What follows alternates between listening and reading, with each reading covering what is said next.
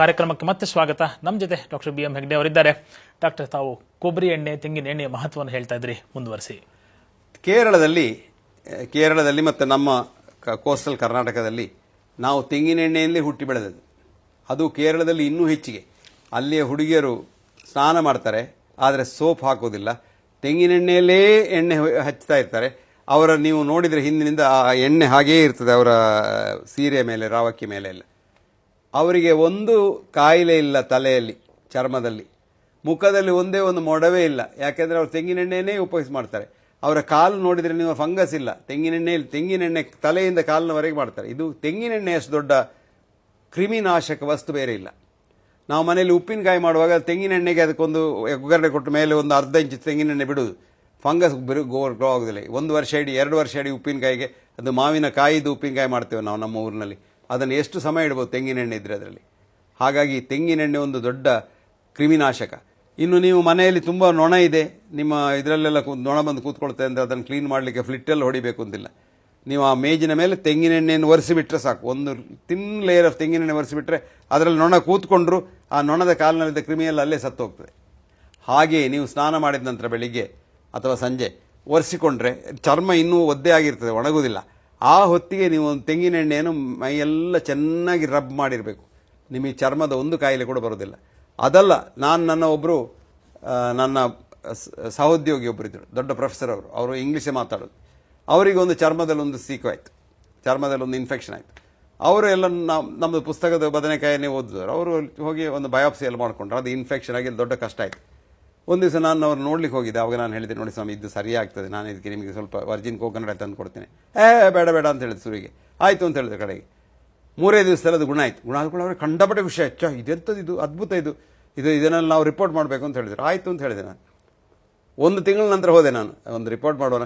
ಬೇಡ ಅದರೆಲ್ಲ ನಂಬಿಕೆ ಇಲ್ಲ ನನಗೆ ಅಂತ. ಅದು ನಮಗೆ ಬರುವಾಗ ಮಾತ್ರ ನಮಗೆ ಅದರಲ್ಲಿ ಇದುಡುದು, ನಾವು ನಂಬುವುದಿಲ್ಲ. ಯಾಕಂದರೆ ನಾವು ಪುಸ್ತಕ ನಮ್ಮನ್ನು ತಲೆ ಹಾಳು ಮಾಡಿದೆ. ಈ ಪಾಶ್ಚಾತ್ಯರ ಪುಸ್ತಕಗಳಿಂದಾಗಿ ಅದನ್ನೆಲ್ಲ ಓದಿ ನಾವು ತಲೆ ಹಾಳು ಮಾಡ್ಕೊಂಡಿದ್ದೇವೆ. ಈಗಲೂ ಡಾಕ್ಟರ್ ಇದ್ದಾರೆ. ನಾವು ಬೆಂಗಳೂರಲ್ಲಿ ಒಂದು ಟೆಲಿವಿಷನ್ ಡಿಬೇಟ್ ಇತ್ತು. ಒಬ್ಬ ಸಣ್ಣ ವಯಸ್ಸಿನ ಕಾರ್ಡಿಯಾಲಜಿಸ್ಟ್ ತಂದಿದ್ರು ಮಾತಾಡಲಿಕ್ಕೆ. ಅವನು ನನ್ನ ಸ್ಟೂಡೆಂಟ್. ಅವನಿಗೆ ಎಂತ ಮಾಡೋದು ಅಂತ ಗೊತ್ತಿಲ್ಲ. ಅವನು ಹೇಳೋದು ಒಂದೇ ಮಾತು. ಎಂತ ಕೇಳಿದ್ರು, ನಮ್ಮ ಗೈಡ್ಲೈನ್ಸಲ್ಲಿ ಹಾಗುಂಟು, ನಮ್ಮ ಪುಸ್ತಕದಲ್ಲಿ ಹಾಗುಂಟು ಅಂತ. ನಾನು ಹೇಳಿದೆ, ನೋಡಪ್ಪ, ಈ ಪುಸ್ತಕ ಎಲ್ಲ ಬದಲಾಗಿ ಎಷ್ಟೋ ವರ್ಷ ಆಗಿದೆ, ಇದಕ್ಕೆ ವಿಷಯಗಳೆಲ್ಲ ಬಂದೆ. ಹೌದು ಸರ್, ನೀವು ಹೇಳೋದು ಸರಿ, ಆದರೆ ನಮ್ಮ ಪುಸ್ತಕದಲ್ಲಿ ಹಾಗುಂಟು, ನಾನು ಅದನ್ನೇ ಮಾಡ್ತೇನೆ ಅಂತ. ಈ ಪುಸ್ತಕದ ಬದನೆಕಾಯಿಯನ್ನು ಇನ್ನೂ ತೆಂಗಿನೆಣ್ಣೆ ಹಾಳು ಅಂತ ಹೇಳುವವರು ಡಾಕ್ಟರ್ಗಳು ಇದ್ದಾರೆ. ಒಂದು ಕ್ರಿಮಿನಾಶಕ. ಎರಡನೇದು, ತೆಂಗಿನೆಣ್ಣೆಯನ್ನು ನೀವು ಚಳಿಗಾಲದಲ್ಲಿ ಈ ಬೆಂಗಳೂರು ಪ್ರದೇಶದಲ್ಲಿ ತುಂಬ ಜನರಿಗೆ ಸೋರ್ ಥ್ರೋಟು, ಕೋಲ್ಡು, ಇದೆಲ್ಲ ಬರ್ತದೆ. 1 ಚಮಚ ತೆಂಗಿನೆಣ್ಣೆ ಬೆಳಿಗ್ಗೆ ಎದ್ದ ಕೂಡಲೇ ಅದನ್ನು ತೆಗೆದು ಬಾಯಲ್ಲಿ ಹಾಕ್ಕೊಳ್ಳಿ. ಅದು ವರ್ಜಿನ್ ಕೋಕೋನಟ್ ಆಯಿಲ್ ಬಹಳ ಒಳ್ಳೆಯದು. ಅದನ್ನು ಹಾಕ್ಕೊಳ್ಳಿ, ಅಲ್ಲೇ ಇಡಿ. ಆ ತೆಂಗಿನೆಣ್ಣೆ ಅಲ್ಲಿಂದಲೇ ಹೀರಿ ಹೋಗ್ತದೆ, ಅಲ್ಲಿಯೇ ಕರಗಿ ಅಲ್ಲಿಂದಲೇ ಹೀರಿ ಹೋಗ್ತದೆ. ಯಾಕೆಂದರೆ ತೆಂಗಿನೆಣ್ಣೆ ಮತ್ತು ತಾಯಿ ಹಾಲು ಎರಡೇ ಬಾಯಲ್ಲಿ ಡೈಜೆಸ್ಟ್ ಆಗುವುದು, ನೆನಪಿಟ್ಟುಕೊಳ್ಳಿ. ಅದಕ್ಕಾಗಿ ಒಂದು ಮಗುವಿಗೆ ತಾಯಿ ಸತ್ತು ಹೋದರೆ ಮೊದಲನೇ ವರ್ಷದಲ್ಲಿ ಆ ಮಗುವಿಗೆ ಬೇರೆ ಯಾವ ಆಹಾರವನ್ನು ಕೊಡಲಿಕ್ಕೆ ಸಾಧ್ಯ ಇಲ್ಲ. ಯಾವ ಫ್ಯಾಟ್ ಕೊಟ್ಟರು ಆ ಮಗು ಸತ್ತು ಹೋಗ್ತದೆ. ತೆಂಗಿನೆಣ್ಣೆ ಮಾತ್ರ. ಅಮೆರಿಕದಲ್ಲಿ 60 ವರ್ಷದಲ್ಲಿ ಕೂಡ ಈ ಇನ್ಫೆಂಟ್ ಫೀಡಿಗೆ ಹಾಕೋ ತೆಂಗಿನೆಣ್ಣೆ. ಆ ತೆಂಗಿನೆಣ್ಣೆ ಎಷ್ಟು ಒಳ್ಳೆಯದು ಅಂದರೆ ಅದು ಇಲ್ಲೇ ಡೈಜೆಸ್ಟ್ ಆಗ್ತದೆ. ಯಾಕೆಂದರೆ ನಮ್ಮ ಸಲೈವದಲ್ಲಿ, ನಮ್ಮ ಜೊಲ್ಲು ರಸದಲ್ಲಿ ಇರತಕ್ಕಂಥ ಎನ್ಸೈಮಿನಿಂದಲೇ ತೆಂಗಿನೆಣ್ಣೆ ಡೈಜೆಸ್ಟ್ ಆಗ್ತದೆ. ಇನ್ನೂ ಒಂದು ಒಳ್ಳೆಯ ವಿಚಾರ ಹೇಳ್ತೇನೆ. ತೆಂಗಿನೆಣ್ಣೆ, ನೀವೀಗ ದಪ್ಪ ಇದ್ದೀರಿ, ಕೊಬ್ಬಿದೆ, ನಿಮ್ಮ ವೆಯ್ಟ್ ಕಮ್ಮಿ ಆಗಬೇಕು, ಬಾಯಲ್ಲಿ 1 ದೊಡ್ಡ ಟೇಬಲ್ ಸ್ಪೂನ್ ತೆಂಗಿನೆಣ್ಣೆಯನ್ನು ಬೆಳಿಗ್ಗೆ ಹಾಕಿ ಇಟ್ಟುಕೊಳ್ಳಿ. ಅದಲ್ಲೇ ಡೈಜೆಸ್ಟ್ ಆಗಿ ಕೀಟೋನ್ ಆಗ್ತದೆ. ಈ ಕೀಟೋನ್ ಆದ ಕೂಡ ನಿಮ್ಮ ವೆಯ್ಟ್ ಕಡಿಮೆ ಆಗ್ತದೆ, ನಿಮ್ಮ ಮೆಟಬಾಲಿಸಮ್ ಮೇಲೆ ಹೋಗ್ತದೆ. ಮೆಟಬಾಲಿಸಮ್ ಮೇಲೆ ಹೋದ ಹಾಗೆ ನಿಮ್ಮ ಬಾಡಿ ವೆಯ್ಟ್ ಕಡಿಮೆ ಆಗ್ತದೆ. BMR ಹೆಚ್ಚಾದಾಗೆ ಬಾಡಿ ವೆಯ್ಟ್ ಕಡಿಮೆ ಆಗ್ತದೆ. ಇದು ಬಾಡಿ ವೆಯ್ಟನ್ನು ಕಡಿಮೆ ಮಾಡಲಿಕ್ಕೆ ಒಂದು ಬಹಳ ಒಳ್ಳೆಯ ಪ್ರಕ್ರಿಯೆ. ಇನ್ನು ನಿಮಗೆ ಯಾರಿಗಾದರೂ ಕೊಲೆಸ್ಟ್ರಾಲ್ ವಿಷಯ ತಲೆ ಬಿಸಿದ್ರೆ, ಕೊಲೆಸ್ಟ್ರಾಲ್ ಬೇಡ, ಒಳ್ಳೆಯದು, ಎಷ್ಟು ಉಂಟು ಅಷ್ಟು ಒಳ್ಳೆಯದು. ನಿಮ್ಮ ಕೊಲೆಸ್ಟ್ರಾಲ್ ಹೆಚ್ಚಿದ್ರೆ ಅದರ ಅರ್ಥ ನಿಮ್ಮ ಲಿವರ್ ಬಹಳ ಒಳ್ಳೆ ಕೆಲಸ ಮಾಡ್ತದೆ, ನಿಮ್ಮ ಆರೋಗ್ಯ ಬಹಳ ಒಳ್ಳೆಯದುಂಟು ಅಂತ. ಆದರೂ ನಿಮಗೆ ಯಾರಿಗಾದ್ರೂ ತಲೆ ಬಿಸಿ ಇದ್ದರೆ ತೆಂಗಿನೆಣ್ಣೆ ದಿವಸ ಆಗಲು ತಗೊಂಡ್ರೆ ಕೊಲೆಸ್ಟ್ರಾಲ್ ಲೆವೆಲ್ ಕೆಳಗೆ ಬರ್ತದೆ, ಬೇರೆ ಔಷಧಿ ತಗೊಳ್ಳೋದು ಬೇಡ.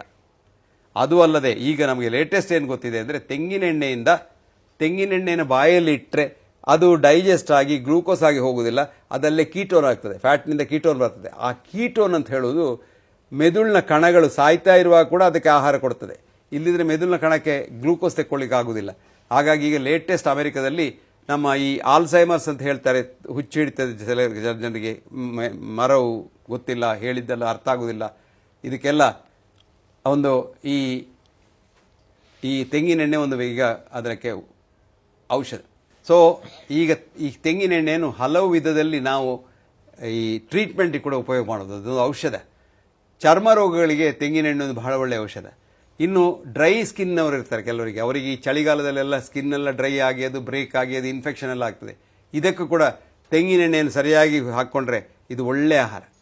ನಾವು ಅದು ಎಲ್ಲ ಬಿಟ್ಟು ತೆಂಗಿನೆಣ್ಣೆಯಲ್ಲಿ ಇನ್ನೊಂದು ದೊಡ್ಡ ವಿಚಾರ ಏನು ಅಂದರೆ, ತೆಂಗಿನೆಣ್ಣೆಯಿಂದ ನಮ್ಮ ಕ್ಯಾಲರಿ ಇಂಟೇಕ್ ಕಮ್ಮಿ ಆಗ್ತದೆ. ನಾವು ಫ್ಯಾಟ್ ಎಷ್ಟು ತಿನ್ಬೋದು, ಆದರೆ ಅಷ್ಟೇ ಅದು ವೆಯ್ಟ್ ಹೆಚ್ಚಾಗುವುದಿಲ್ಲ. ಯಾಕೆಂದರೆ ತೆಂಗಿನೆಣ್ಣೆದ ವೆಯ್ಟ್ ಕಡಿಮೆ ಆಗ್ತದೆ, ಮೆಟಬಾಲಿಕ್ ರೇಟ್ ಹೆಚ್ಚಾಗಿ, BMR ಹೆಚ್ಚಾಗಿ ನಿಮ್ಮ ವೆಯ್ಟ್ ಕಡಿಮೆ ಆಗ್ತದೆ.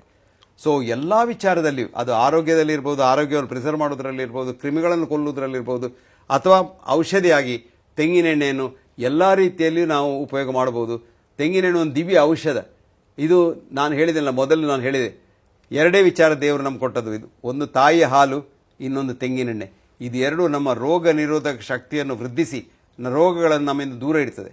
ಆ ರೋಗ ನಿರೋಧಕ ಶಕ್ತಿಯಲ್ಲಿ ಕ್ಯಾನ್ಸರ್ ಕೂಡ ಸೇರಿದೆ. ಆ ತೆಂಗಿನೆಣ್ಣೆ ಕ್ಯಾನ್ಸರಿಗೂ ಒಂದು ಒಳ್ಳೆಯ ಪ್ರಿವೆಂಟಿವ್. ಸೊ ತೆಂಗಿನೆಣ್ಣೆ ಅಷ್ಟು ದೊಡ್ಡ ಒಂದು ಔಷಧಿ ಈ ಲೋಕದಲ್ಲಿ ಇಷ್ಟರವರೆಗೆ ನೇಚರ್ ಕೂಡ ಮಾಡಲಿಲ್ಲ. ಡಾಕ್ಟರ್, ಈವರೆಗೂ ಅನೇಕ ಸಂಗತಿಗಳನ್ನ ಹೇಳ್ತಾ ಇದ್ರಿ. ಈಗ ಒಂದು ಪುಟ್ಟ ವಿರಾಮ ತಗೊಳ್ಳೋಣ. ಅದಾದ್ಮೇಲೆ ಈ ತೆಂಗಿನ ಎಣ್ಣೆಯ ಮಹತ್ವವನ್ನ ನಾವು ಕಂಟಿನ್ಯೂ ಮಾಡೋಣ. ವೀಕ್ಷಕರೇ, ಈಗ ಒಂದು ಪುಟ್ಟ ವಿರಾಮ.